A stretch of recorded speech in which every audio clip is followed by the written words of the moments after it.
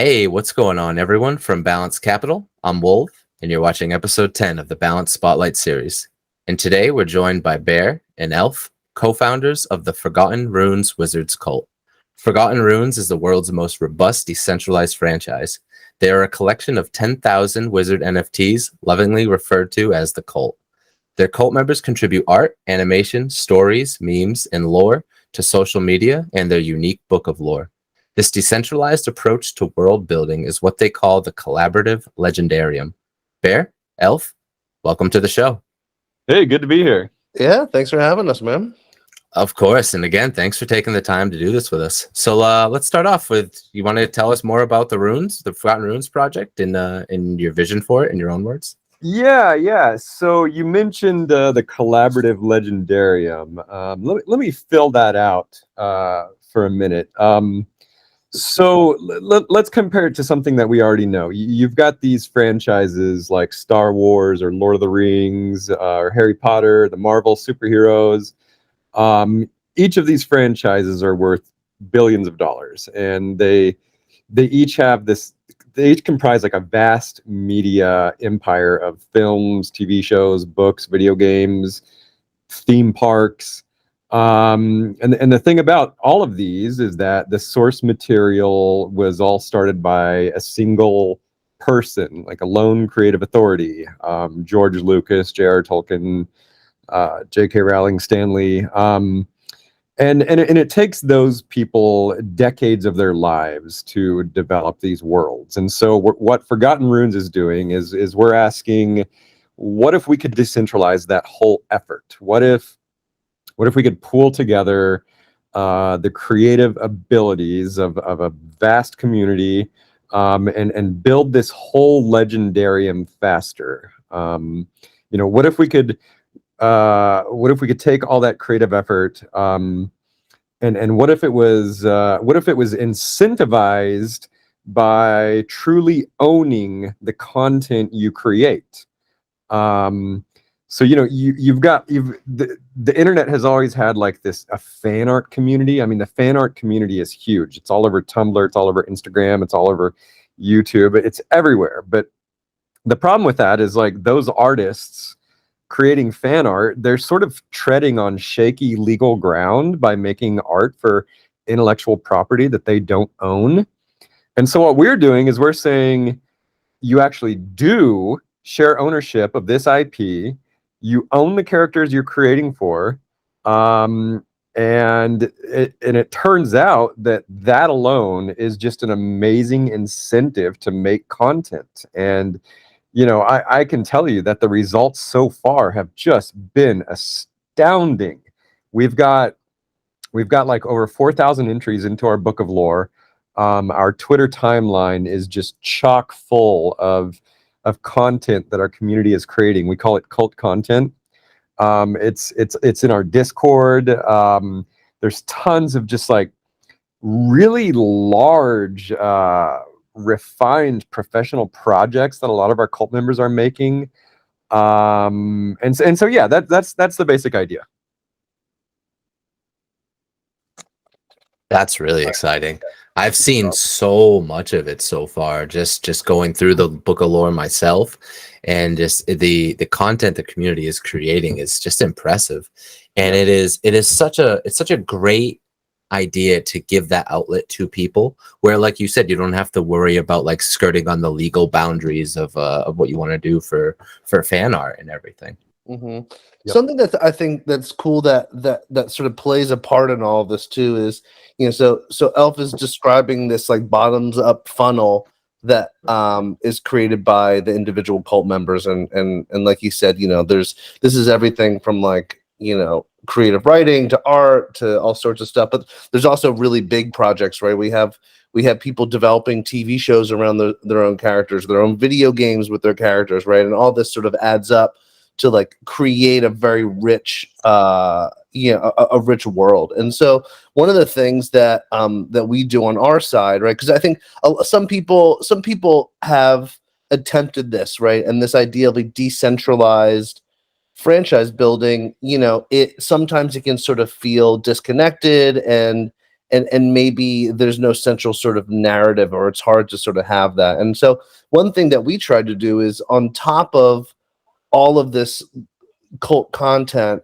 is we create these large media expressions, and we do those with master storytellers, right? Or master builders. So for example, like with our television show, we we brought in a guy named Derek Kolstad, who wrote and created the John Wick film franchise, and he's produced some Marvel television shows and all sorts of crazy stuff. And so what's cool is he's like one of the top 20 most sought after Hollywood writers, and so he is helping lead the charge along with Elf to sort of create maybe like something more along the lines of canon. But what's neat is we integrate in when we can all of like the cult content where it makes sense. And so I think that's really where the experiment gets really interesting, is that balance between sort of quote canon from Magic Machine and Forgotten Runes team and the cult. And I think that's really where it's pretty neat. And we have a fantastic, with our comic book, we have Riley Brown, who's been drawing Deadpool for a really long time. We have a 10 comic issue coming up, and the art's just amazing. And then we have a video game coming out, a really big MMORPG by really experienced game developers. So it's like all of this stuff sort of plays in unison with one another, and so far it's just been really fun to see how it plays out. Wow, that's incredible! Wow, like I didn't even I've been looking up some more stuff on you guys today. I recently participated in your Halloween event because I'm a cool cat holder. Oh, nice. But before that, I didn't hear too much about you guys, which is surprising because I've been in this space with Wolf for well over a year now. But yeah, I wanted to ask, what is your inspiration? Like, how did you guys come up with your concept? Yeah, so I've been just a fantasy nerd all my life. I've been really into Lord of the Rings and The Hobbit, and Star Wars, and just all that, just the whole fantasy and sci-fi genre. So I've well, in all my career, I've been working in animation and video games, and all throughout it, I've been trying to like pitch my own TV shows and video games, and I've had a little bit of luck, but nothing hit as big as Forgotten Runes. So to answer your question, I think the inspiration has been, number one, this is something I've always wanted to do, which is just sort of create my own, just like media franchise, my own show, my own project. And this is like the first time I've really been able to work in all the just like fantasy influence that has been operating on me my entire life. So yeah, I mean, I that would be the answer. You're living your dream. And Yep. just to give a shout out real fast, there's Dota, our third partner, who couldn't be on today, obviously is a key component to all of this stuff. And him and Elf really kicked this thing off last year.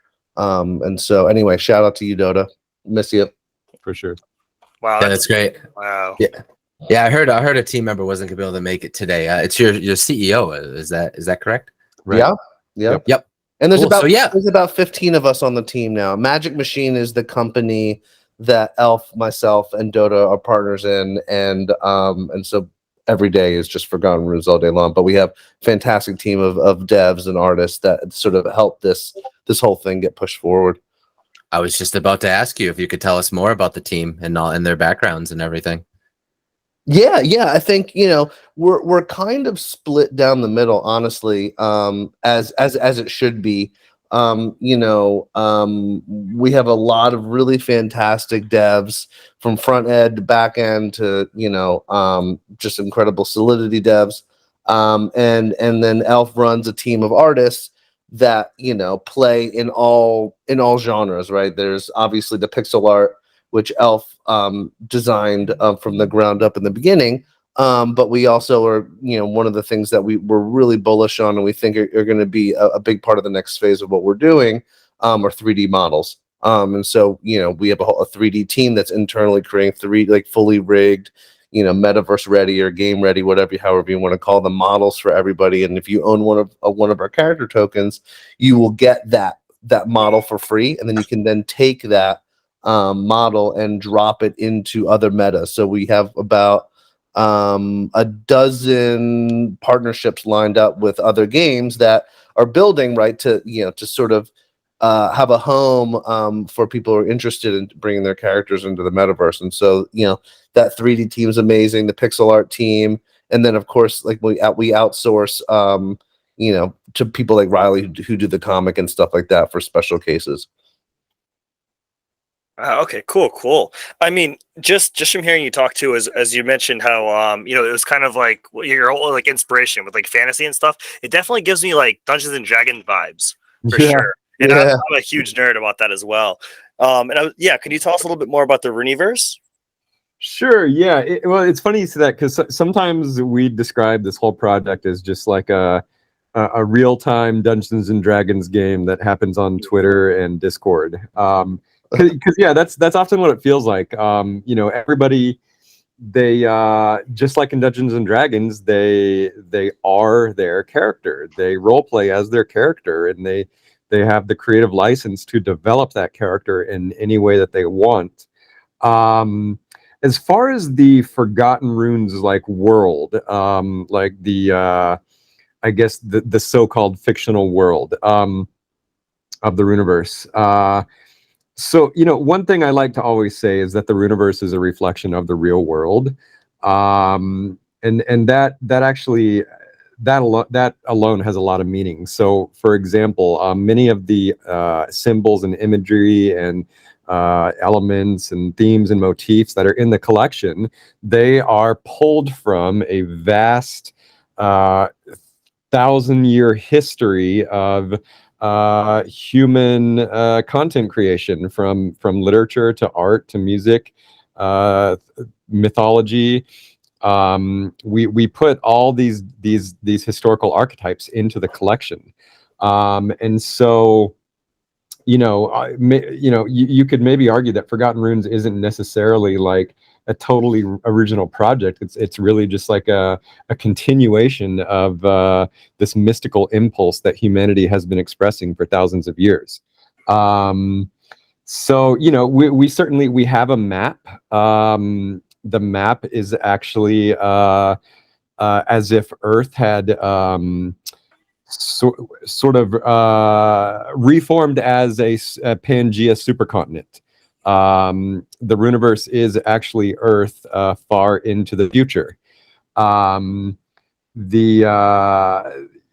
We actually have, I have posited this idea that after the singularity, I don't know if you guys know what the technological singularity is. It's it's this idea that technological progress in the future will become so fast and so rapid that it'll be essentially a vertical line, and that all technological breakthroughs will happen in an instant. This is a real thing. This is not a sci-fi thing. This is something that could literally happen in our future. This event in our future is what gave birth to the Rooniverse. And at that point, we will become one with our digital identities. In Forgotten Runes' case, we will literally be our wizards. Technology and magic will merge into one thing, and the Rooniverse will be born.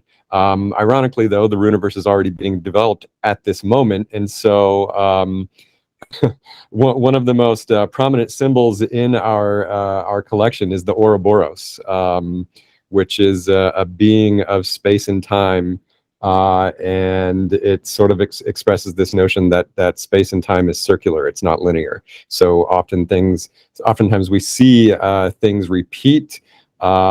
History and these archetypes repeat themselves constantly throughout human history, and so when the singularity comes along, it'll just be another cycle that is repeated, and it'll and the Rooniverse will be born again. Fun fact. Elf actually, we have 7 beasts in the Rooniverse, and the Ouroboros is one of them, and he made a really fantastic piece that actually sold just behind Beeple in a Christie's auction back at this past summer, which was really neat. So we'll send you guys some links. It was really Nice. cool to see that. Yeah. Oh, Well, please do. Let me just throw one more anecdote in there. Ouroboros, as I mentioned, is sort of this divine being of space and time. Now, in a beautiful twist of quantum synchronicity, that particular Ouroboros NFT was being displayed in Times Square last summer. Times Square itself is kind of a distortion of space and time. I mean, you just walk around there, and it's a place that's just sort of not even of this earth. And I just thought it was just so almost ironic that it was being displayed on one of the giant screens in Times Square. So stuff like that happens with the cult all the time. There's just weird alignments and these magical events that just constantly happen. But Oh, I love that. And then one other thing that really caught my attention is you mentioned a TV show, and I mean, and outside of Web3, come from an acting background, so I'd love to hear more about your plans for that for sure. yeah, Bear mostly set that up. Bear, do you want to talk about that? Yeah, sure. Yeah, for sure. So, my background. Did you say you have an acting background? Yep. Yes, sir. Very cool. So my background is in like film and television. I was a screenwriter, and then I became executive, and then got into like the startup scene and emerging platforms. But have a lot of friends in that space from my past lives, and so yeah, I mean, honestly, that's sort of how I came in. That was the open door. Elf called me the day of the original mint of the Wizards, and he was like, "Hey man, I want to get a TV show out of this thing." And I was like, "All right, well, let's do it." and we knew we wanted to make like something animated. We knew we like anime or like American anime, and just because it really allows us to sort of stretch what we could possibly do if it were to be live action. It would be a really difficult thing to push forward because it'd be like a Game of Thrones type of thing or Rings of Power type of thing where you're spending $8 million an episode. And so because we like to move quickly, we really went down the animation path. And Elf and Dota did such a great job of sort of building out the initial sort of framework of the world. Like I was saying before, the way television and film work, you kind of have to like put a package together. They call it packaging a show. And so packaging a show can mean, you get a screenwriter or a showrunner, or you get voice actors, or you get a director or producer that has sort of weight in the industry. And so what we did was, we talked about a bunch of different styles of writing and shows that we liked. And I had developed a project with Derek Holstead years ago. And so I took him out to lunch. I told him about this crazy project we're working on about a wizard's cult. And he was so in. And so he came aboard and has really just been, it's just such a delight to be working with somebody so collaborative. He understands, like not everybody is willing to sort of open up their mind and have a two-way street. Like when we're talking about like him reading the Book of Lore and incorporating characters and storylines from cult, that's not a normal thing to do. So he's been fantastic. And so then we brought in a really great animation studio called Titmouse. And again, like it was just one of those things Elf was talking about. Like my buddy Chris runs Titmouse, and they have like a first look deal at Netflix, which means they have to bring all their ideas to them first. And so I send Chris the email, and within like 2 minutes he writes me back, and he's like, "I'm so in. Let's do this." And so at that point, we had Derek Kolstad, this top 20 writer in Hollywood. We had like one of the predominant animation houses for the production to do it, and then we were off and running. And so the first thing we did, because we like to show and not tell, is we produced a 90-second trailer. So if you go to the Forgotten Runes Twitter account, it's sort of pinned at the top, and you can see like the style of animation there. And so what we're doing is we're writing scripts, we're developing arcs for the seasons, and we're having discussions with distributors like Netflix, like the Netflix of the world, Amazon, HBO Max, all that stuff. And so film and television move at like a very snail's pace. especially juxtaposed against the crypto space, which like changes every single week, as we all know. But you know, that's really what we're about. We're about the long-term vision, and so we don't really care what happened yesterday or today or tomorrow. It's really about like 3, 5, 10, 20 years from now. So we're well on our way, and it's quite exciting. That is exciting. I'm peeking at your trailer right now. Yeah, I was just looking at it. Looks cool. Oh, and fun fact: the narrator. I'm sure the video's on mute, but after the show, you can check it out. The narrator we got. I'm not sure if you're a Game of Thrones fan, but do you know who Hodor is by any chance? Oh yeah, of course. Yeah, so Christian Nairn, who plays Hodor, did the narration voiceover for the trailer, which was really fun. Wow, and the animation looks impressive too. Yeah, it's gorgeous. What else is fun about that? I was mentioning weird magical quantum synchronicity things happening in our cult all the time. Here's another one. So a big theme motif that we have in our cult is, well, a saying that we have is put thy rune on the door, and it just means to put your mark on the world. It means to create and speak your own truth. And so we've got this whole door theme constantly going through our collection. Even on Halloween, it was knocking on the imp's door. Obviously, Hodor has a big door connection. And so one of the lines in the trailer is they are putting their rune on the door. And in the voice record session, when I asked him to read that line, he goes, "I am never going to get away from these damn doors." That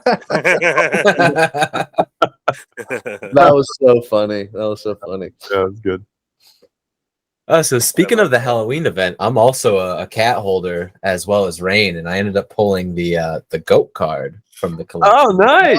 Which was kind of cool. Well, I mean, what does it do? Honestly, I haven't done enough research into it. I just really like goats, so I was really excited to get it. Yeah, no. So all of those treats, the utility is TBD. There's, the main utility for all of them is just like expanding the lore, and it's just like a storytelling primitive.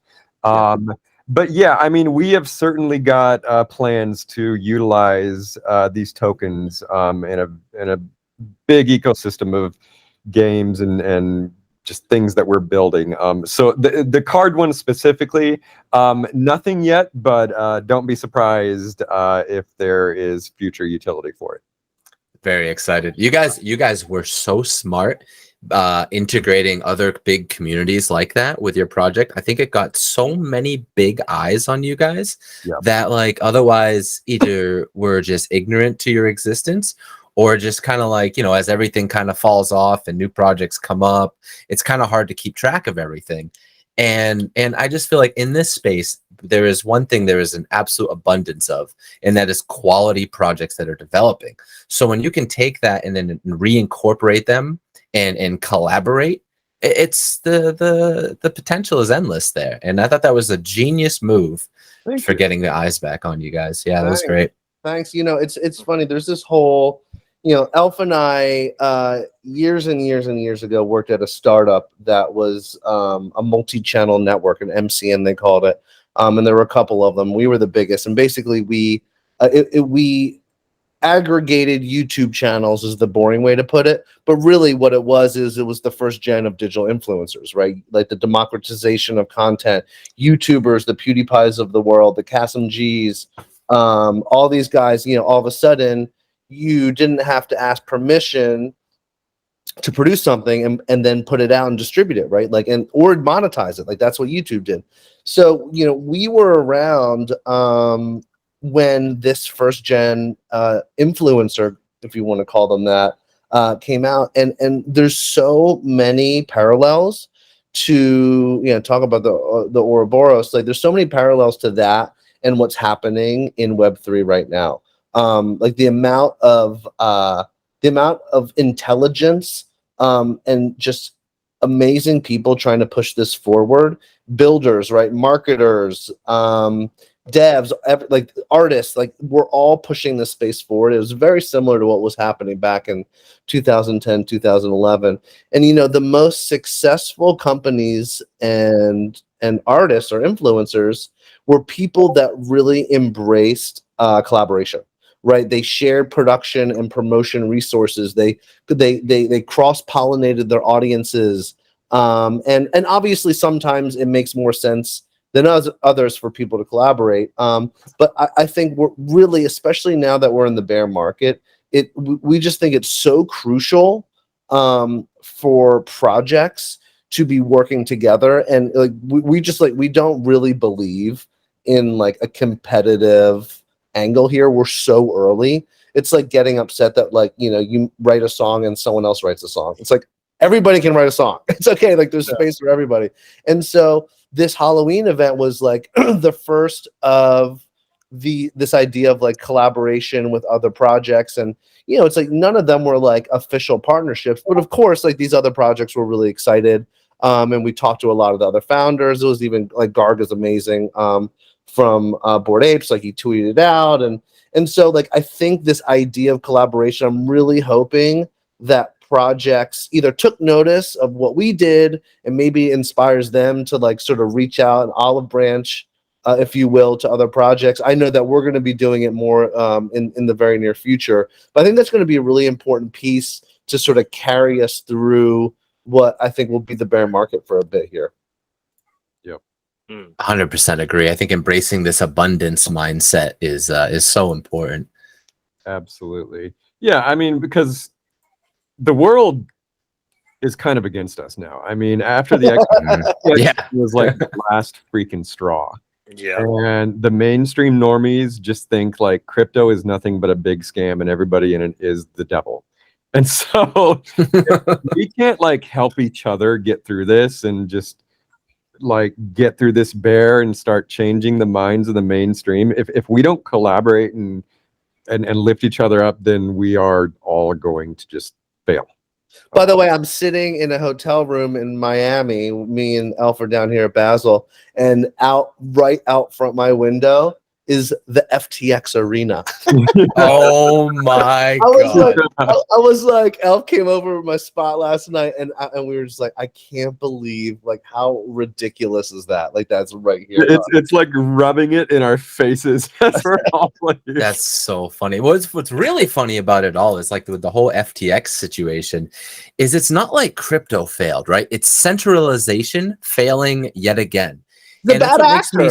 Yeah, it's a bad actor, and this is what makes me so bullish on like the decentralized projects in this space, because I feel like you have a lot more authenticity there, and that's where, you know, this is where a lot of the terrible things happen, is when these organizations get too centralized, they become compromised, and one person can take it all down, or like a small group of people. Yeah, and it's really discouraging. But you know, it is discouraging, and it will push back like mainstream adoption a bit. It still will happen, but something that our partner Dota says actually that I really love. He's really good at finding the silver lining. Is like, you know, one thing that I think we all love about these past few years is like there's this small little weird corner that we're all living in, and it feels special. It feels like we're a part of something, and we're all playing like our own part of it. And sure, mainstream adoption is getting pushed out, but you know what? Maybe that means we just get to have fun and be in our little weird place and get to be experimental for a little bit longer, because we know it's going to come. So maybe it gives us a chance to have a little bit more fun for a little bit longer. Mm-hmm. I don't know. Or not. Absolutely. And there's like this educational gap for a lot of like the normies out there as well, or back to this centralization theme, you know, like they say, not your keys, not your coins. And so a lot of people just don't really understand the difference between like holding your assets on a wallet versus holding them in centralized exchange. And once that knowledge gap gets filled, I think a lot more regular people will start adopting this space more. Yeah. I mean, I'm sure you guys have talked about it before. But you see what happened with Reddit. I mean, yeah, that's 3 million people just got on board. They didn't even know they bought an NFT. It was just an avatar, right? And what was cool, I was listening to a Twitter Spaces a couple weeks ago. What was cool about that is that, okay, so you're on Reddit, you don't know NFTs, maybe you probably hate them, and you build this avatar, right? And you pay $10, you build this avatar, and then all of a sudden you however you catch wind that you can sell this avatar, Some of them sold for hundreds of dollars. I mean, some of them sold for tens of Thousands, tens of, yeah. But many were in the hundreds, which is a lot of money to most people, and to all of us, I'm sure, on the phone. And what was cool is they sold it, and all of a sudden you had a group of people that now had ETH because like they got to skip a step, right? Like they sold it, they didn't have to go through the process. And so I think that's really interesting. I also love, it's like seeing what Polygon is doing, that like they have the best BD team in the world, I guess. They're signing up everybody and their mother to use Polygon, Instagram, Disney, all that. I think this idea of being able to verify ownership of a digital asset is going to look a lot different from how we think about it in the space over the past couple of years. And it's going to be exciting to see how that sort of evolves. Absolutely. It's funny you mentioned Reddit, because I have never seen a community flip so negative against NFTs to embracing them so quickly once they realize they can make a profit themselves. Yep. Exactly. That was insanity to me. And I loved seeing it, because it's just adoption, right? Like once people feel like they are included in it all, then it brings them in.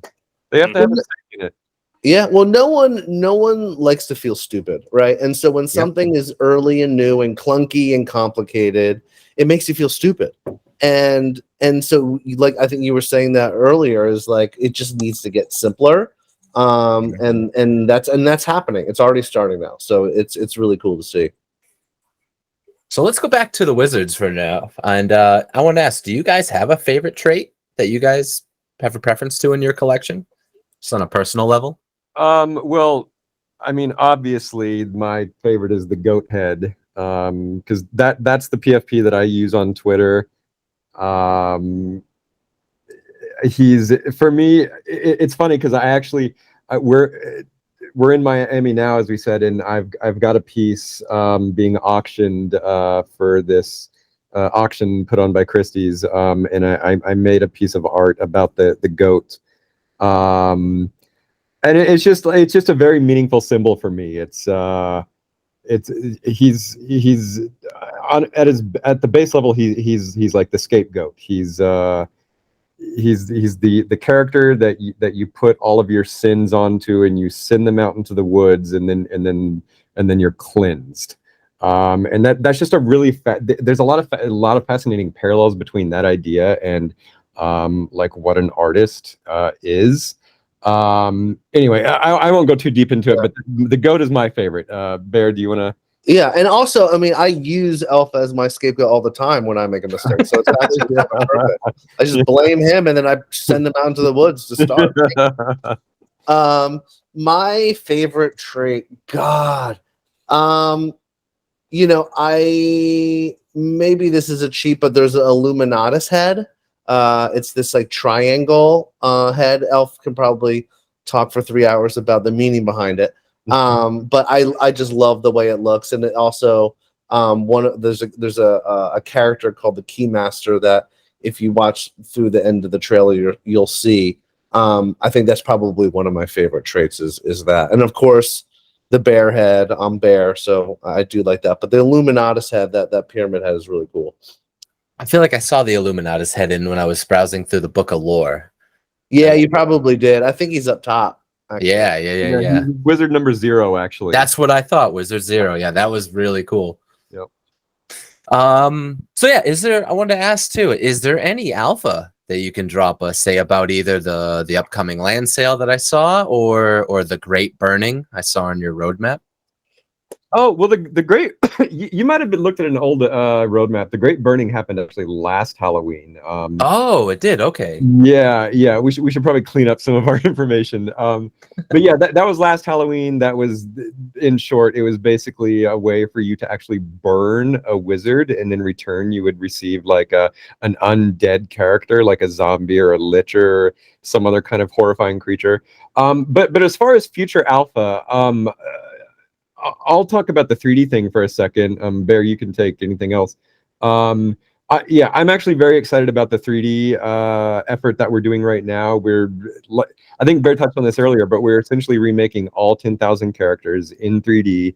And the reason I'm so excited is it's just there's so much you're going to be able to do with these 3D characters. I mean, dropping them into open world 3D metas is just one thing, but there'll be all kinds of ways to make content with these 3D characters.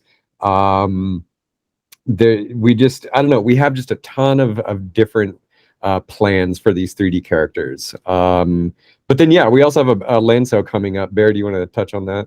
Yeah, the land sale is so as I mentioned, we have a big MMORPG. The game is called the Runeverse. The land sale is actually ready to go. But it just doesn't feel like the right time. And also we want to do it closer to the launch of the game, which is going to be the first half of next year. And so that is forthcoming. No like super crazy alpha there. One thing that is coming a lot sooner than that is we're building a crypto board game. Do you guys know Settlers of Catan? Oh, absolutely. Okay, so we're basically making an on-chain Settlers of Catan. So we call it like Settlers of Catan meets Wolf Game. And we're super stoked about it. The art is incredible. And it's actually called the Battle for Goblin Town. Goblin Town has been on the map since day one, and you can see that Elf drew it, and there's even a river that looks like a chart that's gone in the Goblin Town, which is the bear market. And so that's actually coming up quite quickly. There's a chance it happens before the holidays, but I think it's going to be in January. So that's coming up, and that's another example of sort of bringing in other projects, because this is not just for the cult. This is for everybody. And in fact, because you all knocked on the Nightmare Imp's door, everybody who knocked on the door will get airdropped resources to start playing this game. And so, over the next couple of weeks, we're going to be releasing more and more sort of art and information. We have a green paper coming out, but I would keep an eye on that. That's going to be something we think is like both quite innovative and fun. We think it's the perfect remedy for the bear market. That's awesome. I love to see it. So as we start winding down, I wanted to ask you guys on a more like general question. How do you guys see the NFT landscape shifting over the next 3 to 5 years? Yeah, I think that actually NFTs are going to carry the entire crypto industry through this bear market into the next bull. And I think that NFTs will... The reason I say that is because an industry that always does well in a down economy is entertainment. And I think that as time goes on, NFTs will be seen as less of like a tech object, less of a blockchain object, and more of just like another expression of entertainment. They're just another medium, and they come with all their own unique quirks and features and reasons that you would want to jump into them. But yeah, I mean, I think that's the future of NFTs. Like our thesis right now is just, as long as we build fun, compelling, engaging experiences, then our audience will be retained and grow. I think maybe one of the ways that NFTs went wrong, and this is indicative of almost every technology, is that they were seen as a speculative object, a speculative financial object. And they probably always will be that to a degree, but I'm looking forward to the day where, again, NFTs are seen more of like just a new medium, a form of entertainment, and the whole financial speculation will just be like sort of in the background. It's like people collect like Star Wars toys. Yeah, you've got those collectors out there who like keep them in the box and they set them in a shelf and they don't touch them for 20 years because they want to sell them eventually for like 10x what they bought them. There's always going to be those collectors. But most people buy the toys to open them up, play with, and have fun with. And that's what I want to see NFTs do. I don't like having fun. I don't want to have any fun. Bear keeps all of his toys. Go back in the woods. Yeah, me and Rain were talking before we hopped on this about your success so far, and like you guys have given people something to do even when all these, say, speculative assets are down or volumes down or people aren't trading them. Like people have something to do and keep themselves busy and to create, which is so important. It's a piece that's missing from a lot of projects. Yep. It's why we loved the whole entire sort of movement of like when people started talking about storytelling NFTs. Like in our minds, we're like, yeah, duh, that's what you're supposed to be doing. Yeah, because like if you're not like what it does, it just allows people to create alongside of you. What better thing to do, especially in like this kind of environment, than just to create? I mean, we get notes on like a daily basis about people who have like say like I've never written creatively in my life, I've never drawn, but like now I'm doing it every single day and I'm so happy. Like how great is that? Like that's a beautiful thing. Yep. and it gives them a safe, like, anonymous medium to do so, to really like dive into that expressionism for themselves that a lot of other mediums don't. That is so true. Yeah. In fact, just following up on what Bear said, yeah, we always see messages from people saying I've never created in my life, or at least like not since I was like 6 years old, and now I've suddenly got this new urge to create and write stories and make art. And what's great is that I don't have to attach my name or my face or my real life identity to it. I can use the wizard as like my sort of like face. Ghostwriter. Yeah, yeah, exactly. My ghostwriter, my creative avatar, essentially, which is literally what it is. So, Well, guys, it was absolutely great having you today. Are there any final thoughts, any dates or shills you want to share with everyone before we go? I don't think so. Well, unless you have some, Al. well, yeah, no, just the Goblin Town game should be dropping. I'm thinking January, February at the latest. Dota's sort of in charge of that, so I hope he doesn't crucify me for setting a date on it. But other than that, I would just say put your rune on the door. All right, guys, you heard it here. Thanks for having us, guys. Thanks, guys. Thank you so much for doing this with us. All right, take care, guys. Take care.